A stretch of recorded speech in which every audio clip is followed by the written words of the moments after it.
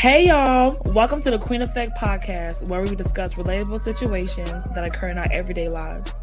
Our goal is to create a safe space where we can learn, teach, and uplift one another. I'm Madam IJ. I'm Shay Monet, the Golden Goddess. And I'm Coco.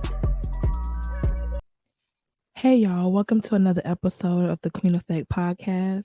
We're going to be talking about overcoming imposter syndrome. I know a lot of us have experienced this one way or the other. It's when you felt like a fraud, like whatever you're about to achieve, you don't feel like you deserve it. You feel like you're not good enough, or maybe you're not smart enough for this, or you feel like this is such a big task for you to accomplish. How are you going to do it? You start doubting if you're capable of doing this position, even though you're in it. So we're going to talk about ways that we was able to overcome that feeling when it came across our mind. And I know that for me, um, I didn't experience imposter syndrome until medical school. And I worked my ass off to get in that position. But it was the most challenging thing I've ever done. And so I felt like, can I do this? Like, am I really able to do this? Even though I was progressing, because I had my moments of struggle felt bigger than what it was because I wasn't used to struggling in that sense. And also, like the responsibility that comes with that position, and the fact that it's such a big blessing, right? I'm like, am I able to do this? Like, did God pick the right one? Like, am I capable? And I really had to start to reprogram my mind. Like, girl, what are you talking about? Yeah, you deserve this. Yeah, you worked hard for this, so you deserve it just like everyone else. Like, you deserve this. And when I kept telling myself that, and then eventually believing it, it was easier for me to accept that mindset and walk accordingly so that I can be able to enjoy my blessing because it's my blessing. And therefore, it is mine to enjoy. It is mine to accept. It is mine to explore. But it was really my mind that was like standing in my way. So, what about you guys? Well, for me, excuse me. Well, for me, I suffer with like the imposter syndrome as far as like doubting myself when it's like in school, when I'm like in school or taking tests. So I would be considered like the natural genius, knowing what I'm capable of, knowing I'm smart enough, knowing that I have it in me to, reach the goal that I set for myself. But when it's time to like show and prove, I shy away. So I constantly try to like push it back and like, oh, I got more time, I got more time. But overall, I know like that's not the way to go. So, how I overcame that, I try to tell myself like you're everything that you're telling everybody they are. What I mean by that is it's so easy for me to like inspire others, feed into others, give them, motivational, quotes or whatever, but it's so hard for me to put it in myself. So how I overcame that, I said, girl, you got to get it together. Like you're out here spreading the word to everybody else, uplifting everybody else, and everybody else is telling you how dope you are or how pretty you are, not because of your looks, but because of who you are on the inside. So I had to kind of like tell myself that every day, and that's how I overcame it. Now it's like show and prove. Anybody can tell you anything. But the thing that you remember the most is their actions and what they show you. So I have to show to myself that I'm capable of doing it. So when that moment comes, I ain't even got a trip. You know, I'm just like, hey, Coco, get your stuff together. Or I have people in my circle telling me, get your stuff together. We see you're not as productive or you're not where you need to be. And that's when I take a reality check, look myself in the mirror and say, girl, you got this. Just keep doing it. Don't give up. And you know what? Um, Not wanting to put you on blast or anything, but we also tend to express that doubt non-verbally. So I don't know if you noticed, but while you was talking, you was covering your mouth. Show your face because you're sharing this part of you, and this was such a vulnerable thing for you to admit for everyone, but you were still hiding behind your hands. And now that you're done talking, now you've reached your face. So it's like stuff we do stuff like that, and we don't even realize like what we're doing, but it can show up non-verbally as well. So, imposter syndrome. Honestly, I feel like, I mean, we've all been through it at some point in time, right? But I think for me, I usually kind of show up as who I am. If I know I can do something, 9 times out of 10, I'm just gonna show up and do it. But when it comes to things such as like my talent, for example, writing my poetry, and like I used to write music. A lot of people don't know that back in the day I used to sing. I would almost rather pretend that I'm not talented and pretend to not be good, to shy away from letting people down or people possibly not liking it. And it's like, it's crazy because I know the talent is there and I know that I can do it. But I get so afraid of judgment sometimes that I'll put up the shield, and I'd rather just be like the goofy, like, girl, shut up, Shay. Like, we all laugh and joke about it and keep it pushing. It's easier for me to deal with it in that way versus me like fully being who I am and stepping into the world and them saying like, oh shit, like, okay, she kind of dope. One, or girl, like, shut the fuck up and really mean shut the fuck up. Because then my little feelings gonna be hurt. But I feel like for me, that's how I experience imposter syndrome. Also within relationships, I tend to become whoever the man is that I have been with in the past, who they want me to be or who they feel like I should be. I I'm not going to say that I won't become myself, but sometimes I lose myself because I get so caught up and so lost in who I feel like they want me to be, because I'm trying to show up for them, because I've been such a people pleaser in the past. I cannot honestly sit here and say I've overcome imposter syndrome, because even like sitting here talking about it, I started off saying, oh, well, I really don't deal with it, but I kind of do. And I don't know that I've overcome it. I have those moments where it's like, just push through and just really be who you are and just show the world.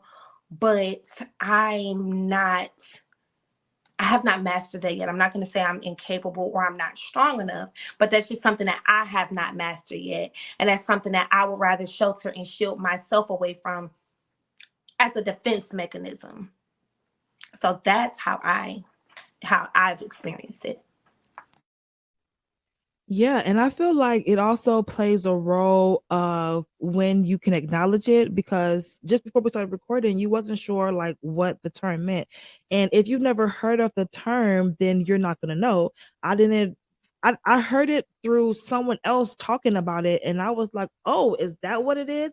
And then it made me self-conscious of how I was responding to my reality, because I'm the type too to push through, like I can do this, and all the while I'm feeling whatever I'm feeling that's beneath that feeling, but it's the fact that it's beneath that feeling, and I'm able to now put a name to that feeling, and I'm able to acknowledge it. Now I can address it.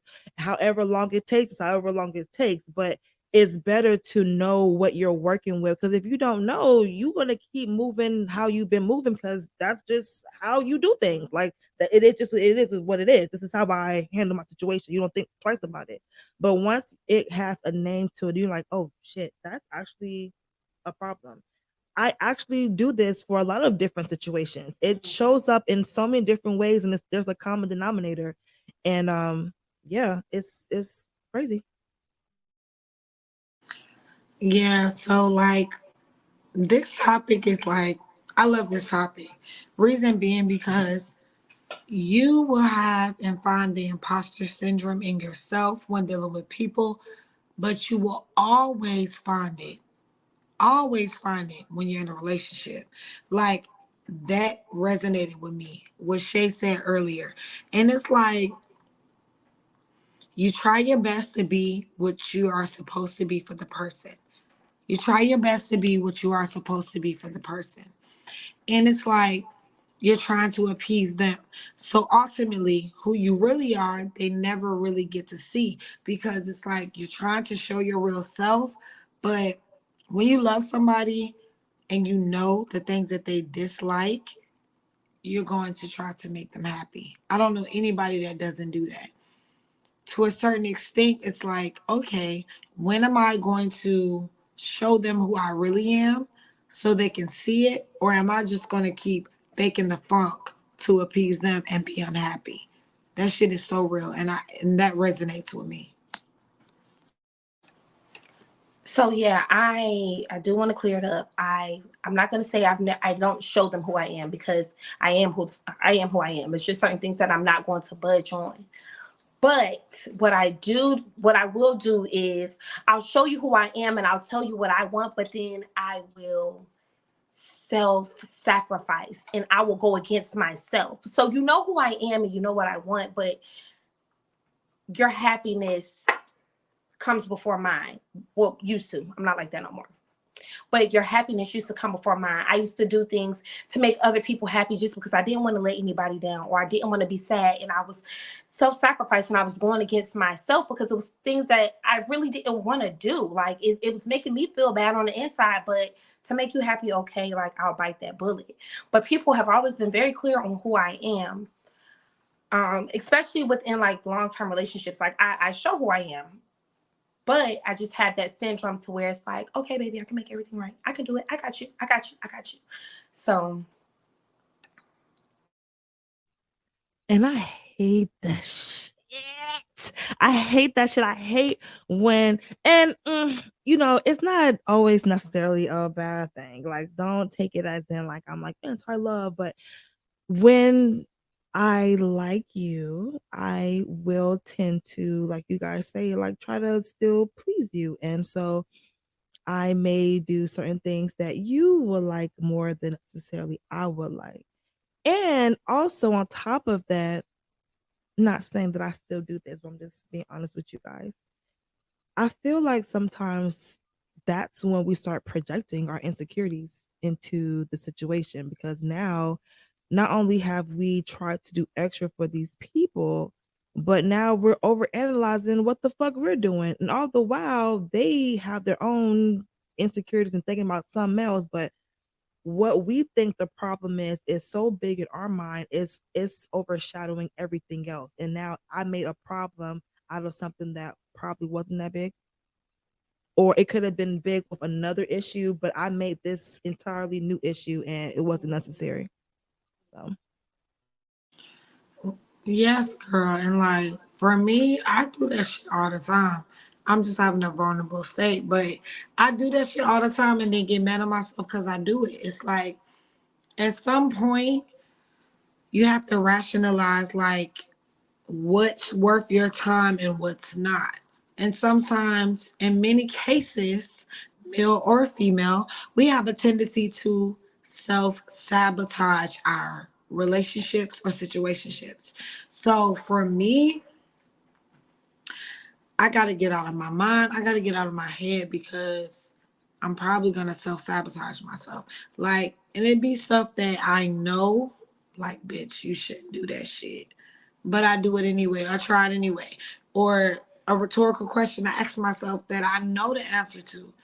Like, it's time for me to wake up. That's the way I look at it, you know? So if a person show you, like, whatever they showing you, when a person show you that shit, you just gotta kind of wing with it and know what to do. Like, ain't nobody gonna choose it for you. You can get all the advice you need from your loved ones, from your, you know what I'm saying, close friends, but ultimately, you gotta know what the fuck to do. You gotta know what the fuck to do and how the fuck to act. So that's what I'm dealing with right now. And it's not easy, but yeah, you gotta tap into yourself. You feel me? That's the only way.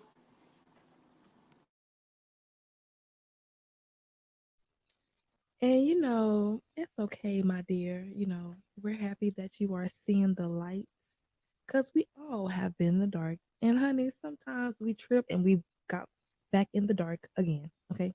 It's a roller coaster. Like, you're not gonna always, just because you acknowledge it and you're changing up your ways, you're gonna find yourself in a situation where, like, shit, I did it again. I thought I overcame it. And it could be, an indication that you still got some healing to do. It could be an indication that you're human and you make mistakes. So You got to give yourself grace as well, and overcome that, because it is possible to overcome. It is possible to beat. It doesn't have to stay with you and determine how far you go in life. It could be something that you overcame, and you can share that wisdom with someone else, because I promise you, a lot of people are going through the same thing, and they feel alone because they may not have anyone in their circle that's going through it. But here we are, able to relate, and they found like they finally found somebody that can relate to what they're going through, and they don't feel so alone after all. I think that the best way to counteract imposter syndrome is to really become comfortable and confident in who you are all the way around 100%, because it happens because we all have insecurities, and we begin to doubt ourselves, or we begin to want to please others, or whatever the reason is.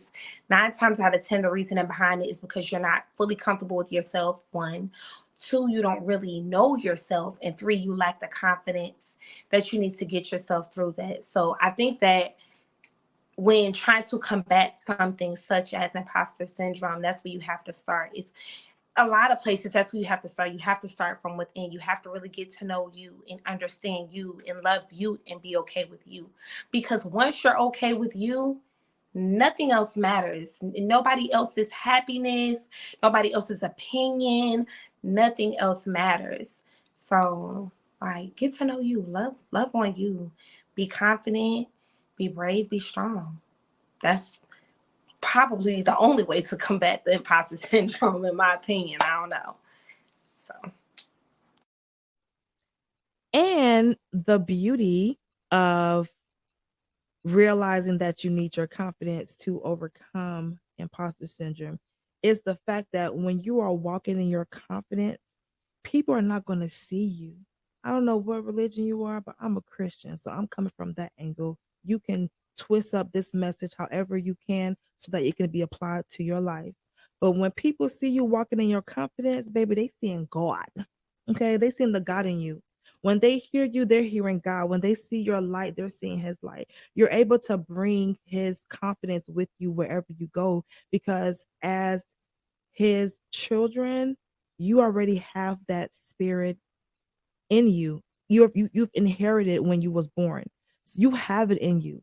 It's up to you to tap into it. It's up to you to be able to pull it out of you and express it for everyone else to see. It's already in you. And when you walk in that confidence, it really changes the way you perceive things, the way you respond to situations, and it is a lifelong gift. So whenever you feel that you're not able to tap into it at the moment, or you need more of it, you can always call on him to be like, reactivate what's already inside of you. Like, you didn't lose it. It might need just a little bit more, like a little tune up, might need a little extra attention.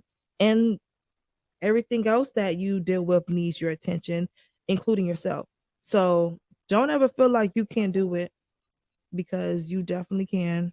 So, period.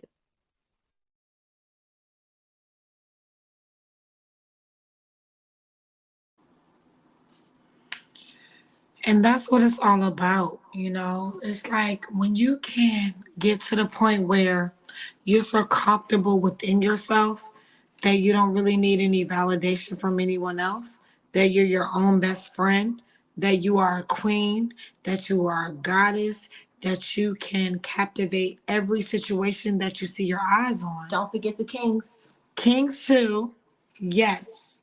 You just get to the point where you're okay. You're better than okay because you don't need any validation from anyone, you know? And for me, it's like I'm learning that daily, one day at a time. But when I get to that point that I don't need any validation from anyone, I don't care who crosses my path. If you ain't got what I want or what is for me or what's aligned with me, it's going to be easily for me to say, bye bye. That don't mean I hate you. I don't wish nothing on you. Don't wish nothing malice. I'll pray for you. It doesn't matter. But you got to get out of my life because we're not aligned with each other.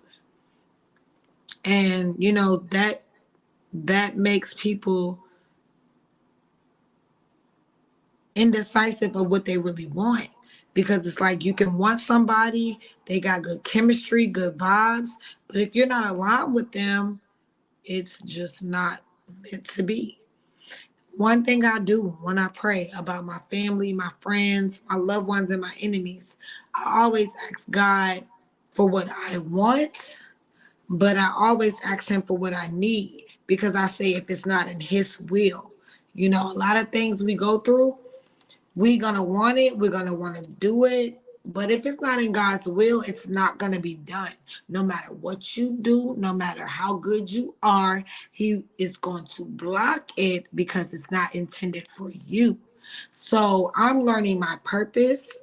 I'm not all the way there yet, but I know God is showing me, like, Coco, tap in, tap in, tap in, tap into yourself. Tap into yourself the way you're trying to tap into others or be there for others or chase others. It's not meant for me to do that. So at this point in time, whoever's for me is for me. I have to tap more into myself to see what I'm really capable of. And I'm slowly getting there.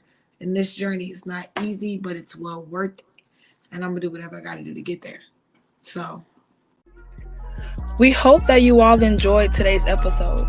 Thanks for tuning in to the Queen Effect podcast, and we'll catch you on the next episode. Follow us on our other social media platforms. You can find us on Instagram and Twitter under @TheQueenEffect, as well as Facebook and YouTube under The Queen Effect.